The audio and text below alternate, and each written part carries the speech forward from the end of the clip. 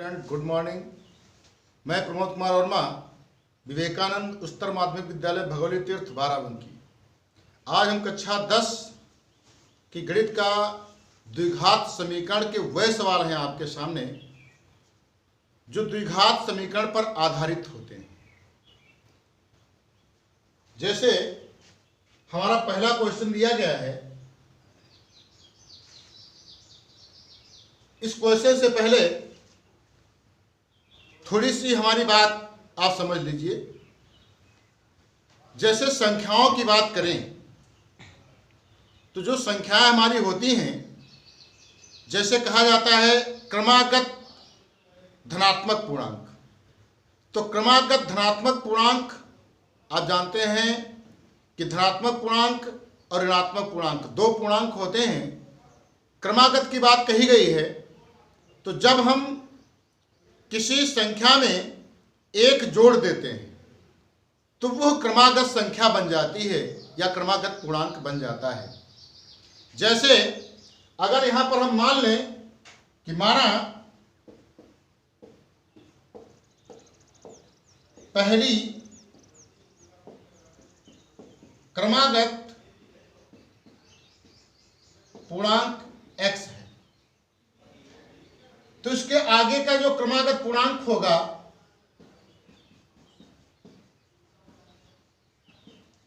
वो एक जोड़ने पर प्राप्त होगा। अगर हम क्रमागत पूर्णांक की बात कही गई है, अगर हम क्रमागत सम संख्याओं की बात करें तो पहली हमारी सम संख्या जो होगी वो 2x होगी और अगली क्रमागत जो सम संख्या होगी तो उसमें हम 2 जोड़ेंगे। जैसे जहां पर सम संख्या की बात कही जाएगी तो हम यहां पर मान लेंगे कि माना पहली सम संख्या 2x है, क्रमागत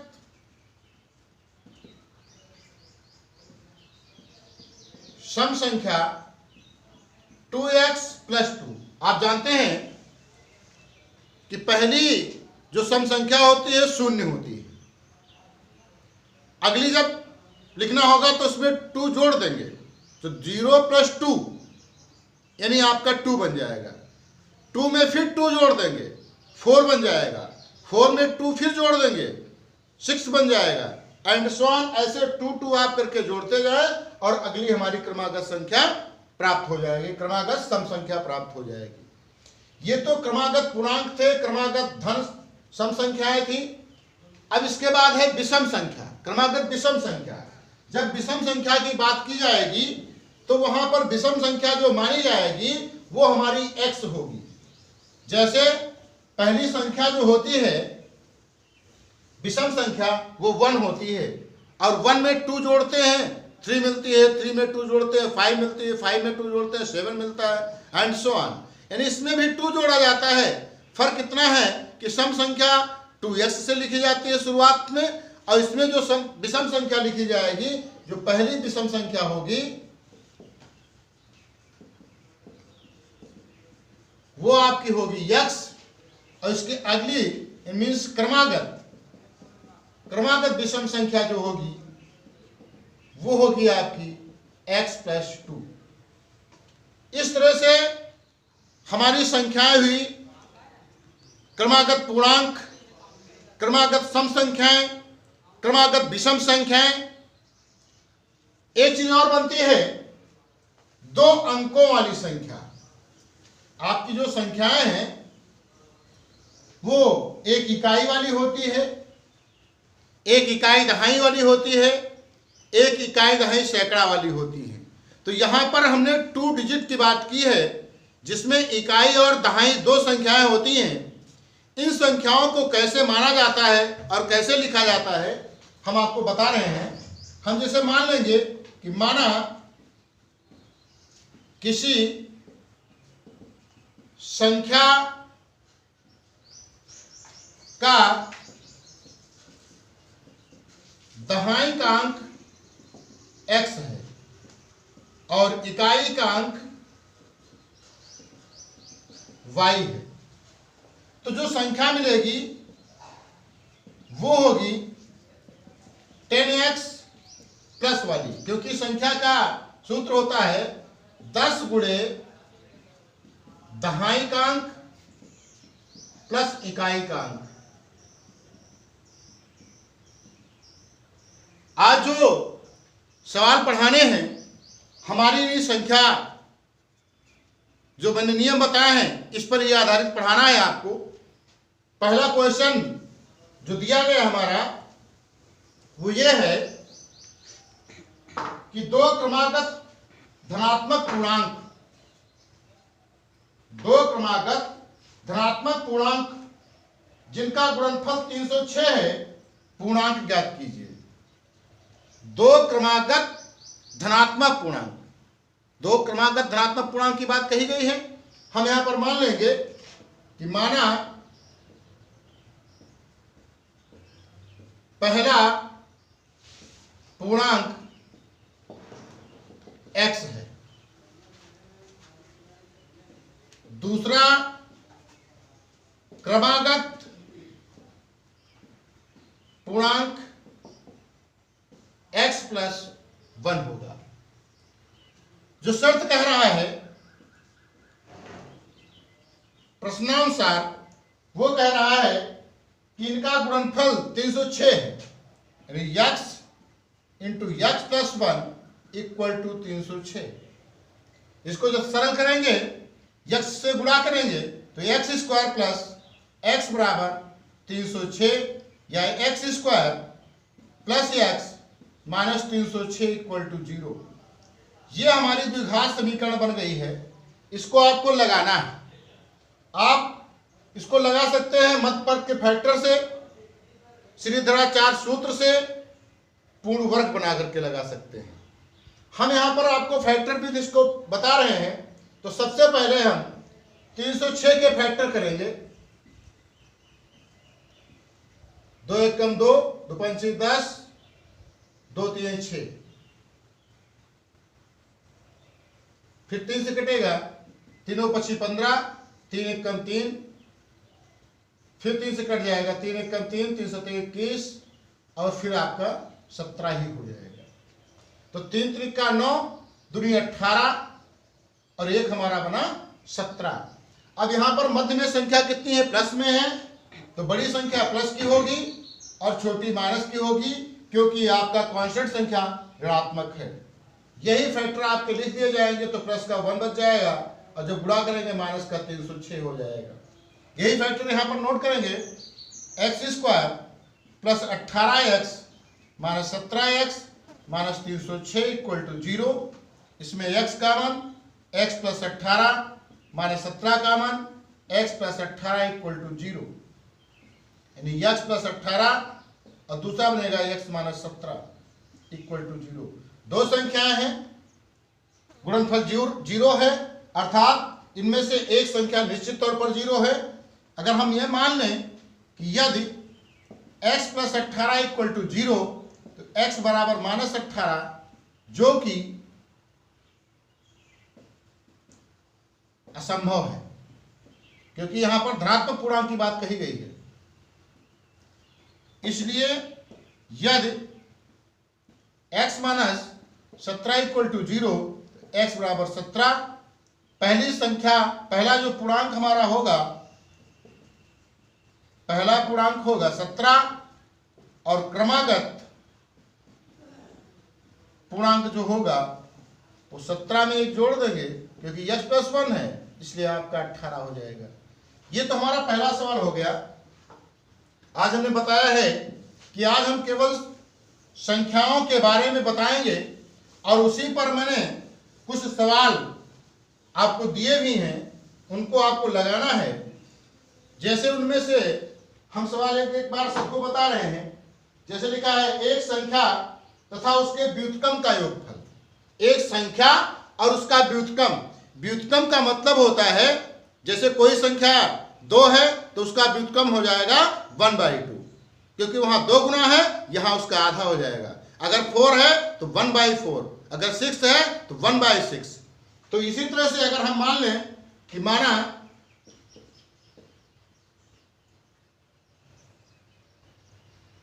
एक संख्या x है तो उसका व्युत्क्रम कितना हो जाएगा 1/x, जिनका योगफल प्रश्नानुसार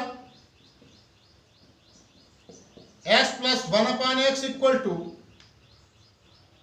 2 सही 9 × 10, यानी x + 1/x बराबर 10 × 20 9 29/10। x एलसीएम ले लीजिए, x² + 1 बराबर 29/10, कैसे गुणा करेंगे 10x² + 10 बराबर 29x, या 10x² - 29x + 10 इक्वल टू 0। 10 दहम 100, 10 दहम 100 और 25 चौको 100, 25 4 29, यानी आप लिख सकते हैं इसके जो फैक्टर बनेंगे प्लस का 100, इसके फैक्टर करेंगे 25 × 4, 25 माइनस का 4 माइनस का, गुणा करोगे प्लस का 100 हो जाएगा, जोड़ोगे माइनस का 29 हो जाएगा। यही फैक्टर लिखने हैं, यानी 10x² - 25x - 4x + 10 equal to 0। इसमें आपका कॉमन है 5x, तो बचेगा 2x - 5, इसमें जो कॉमन है आपका माइनस का 2 कॉमन है, तो 2x - 5 इक्वल टू 0, यानी 2x - 5 और ये बनेगा 5x - 2 इक्वल टू 0। यदि 2x - 5 इक्वल टू 0 तो 2x बराबर 5, यानी x बराबर 5/2, और यदि 5x - 2 इक्वल टू 0 तो 5x बराबर 2, तो x बराबर 2/5। ये एक दूसरे के व्युत्क्रम है। अगर इसको आप एक संख्या मानते हैं तो इसका व्युत्क्रम हो जाएगा 2/5, अगर इसको मानते हैं तो 5/2 हो जाएगा। तो पहली संख्या जो हमारी हो जाएगी, एक संख्या जो आएगी वो आएगी 5/2 अथवा 2/5, और इसका जो व्युत्क्रम होगा वो होगा 2/5 अथवा 5/2। ये हमारा आंसर हो जाएगा। अगला जो क्वेश्चन दिया गया है,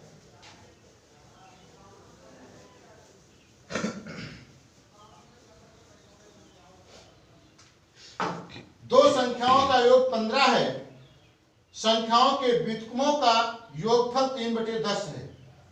दो संख्याओं का योगफल 15 है। हम यहां पर मान लेंगे कि माना पहली संख्या x है और दूसरी संख्या y है। जो प्रथम शर्त कह रहा है वो कह रहा है x + y इक्वल टू 15। तो यहां से हम y की वैल्यू निकालेंगे तो 15 है, 15 - x, ये समीकरण फर्स्ट। फिर इसने कहा है कि संख्याओं के व्युत्क्रमों का योग, जो द्वितीय शर्त कह रहा है 1/x + 1/y बराबर 3/10। तो इसमें हम y की वैल्यू डालेंगे 1/x + 1/15 - x बराबर 3/10। एलसीएम हो जाएगा x 15 - x, ये हो जाएगा 15 - x प्लस x बराबर 3/10। x कैंसिल, क्रॉस मल्टीप्लाई कर दीजिए तो आपका हो जाएगा 150 बराबर 3x 15 - x।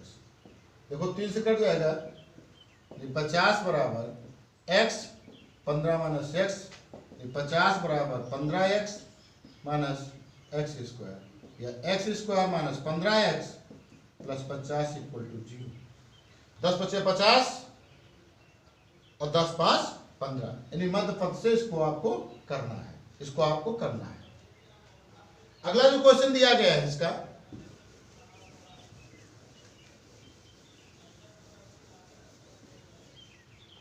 वो है दो क्रमागत धन पूर्णांक ज्ञात कीजिए जिनका गुणनफल 30 है। दो क्रमागत धन पूर्णांक ज्ञात कीजिए। दो क्रमागत, अभी मैंने बताया था दो क्रमागत धन पूर्णांक। अगर हम यहां पर मान लें कि माना पहला धन पूर्णांक x है, तो दूसरा क्रमागत धन पूर्णांक हो जाएगा x प्लस 1, जिनका गुणनफल 30 है, यानी x और x प्लस 1। ये प्रश्नानुसार है 30। गुणा करिए, एक्स स्क्वायर प्लस एक्स बराबर 30 या x square minus plus x minus 30 equal to 0। इसके भी फैक्टर आप कर सकते हैं। 5 का 30, 6 माइनस का 5 प्लस का, इसको भी आप लगा सकते हैं। हमने केवल समीकरण बता रहे हैं, अब आपको लगाना है, क्योंकि सभी सवाल पढ़ा नहीं जा सकते। अगला क्वेश्चन दिया गया है, 2 अंकों की एक धनात्मक संख्या के अंकों का गुणनफल 20 है।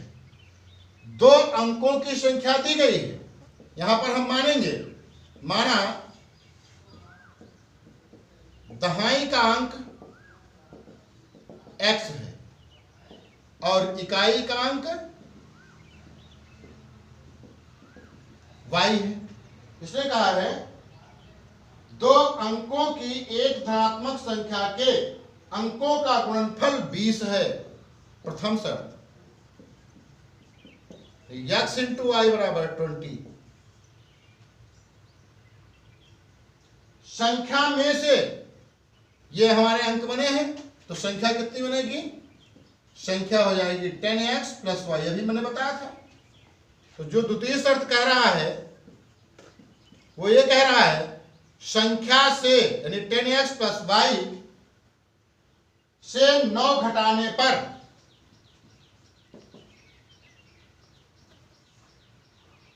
अंकों के स्थान बदल जाते हैं। यानी जो ये संख्या बनी थी, अब इसके स्थान बदल जा रहे हैं, तो नई संख्या कितनी बनेगी? नई संख्या हो जाएगी 10y प्लस x, यानी 10y plus x। X Y एक तरफ करेंगे, 10x minus x plus y minus 10y minus 9 equal to 0। 9x minus 9y minus 9 equal to 0। 9 common है, x minus y minus 1 equal to 0, x minus y बराबर 1। ये समीकरण second है। यानी एक हमारी एक्स वाई इक्वल टू 20 है और x माइनस वाई, यहां से अगर x की वैल्यू निकालें तो आपका 1 प्लस वाई आएगा। हम इस x का मान, ये जो मान है, ये समीकरण फर्स्ट में रख देंगे, यानी x का मान समीकरण फर्स्ट में रखने पर फर्स्ट आती है x इंटू वाई बराबर 20, तो x के स्थान पर 1 प्लस वाई इंटू वाई बराबर 20, यानी y प्लस वाई स्क्वायर बराबर 20 या y square plus y minus 20 equal to 0। इसको भी आप लगा सकते हैं, 5 को 20, 5 प्लस का 4 माइनस का, इसको भी आप लगा सकते हैं।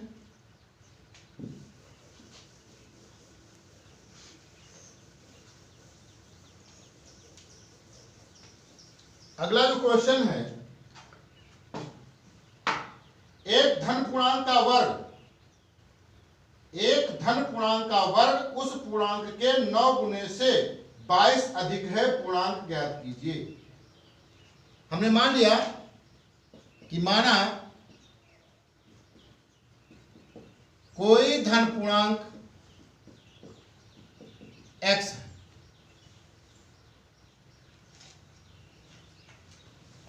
शर्त कह रहा है इसका वर्ग कितना हो जाएगा पूर्णांक का? x square. जो शर्त कह रहा है वो ये कह रहा है कि धन पूर्णांक का वर्ग उस पूर्णांक से, इससे 9 पूर्णांक का वर्ग उस पूर्णांक के 9 गुने से 22 ये अधिक है, ये अधिक है, ये अधिक है, इसका मतलब ये कम है, इसमें हम 22 जोड़ देंगे, यानी x square minus 9x minus 22 equal to 0। 22 के फैक्टर क्या बनेंगे? 11 दूना 22, 11 से 2 जाएगा, 11 हो जाएगा माइनस का, 2 हो जाएगा प्लस का, जब गुणा करोगे माइनस 22 और ये हो जाएगा माइनस का 9।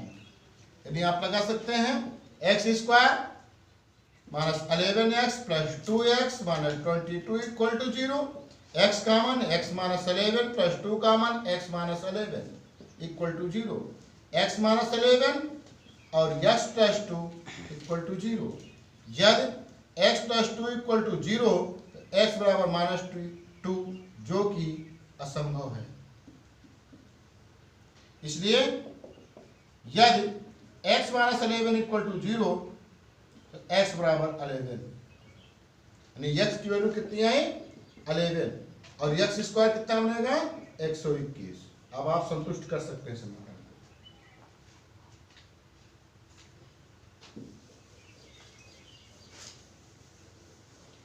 अब इसमें के जो सवाल हैं हमारे 3 सवाल बचे हैं, 4 बचे हैं। इन चारों को आप आराम से लगा सकते हैं। अगर नहीं लगते हैं तो हमारे पर्सनल नंबर पर आप फोन कर सकते हैं। तब तक के लिए धन्यवाद, नमस्कार।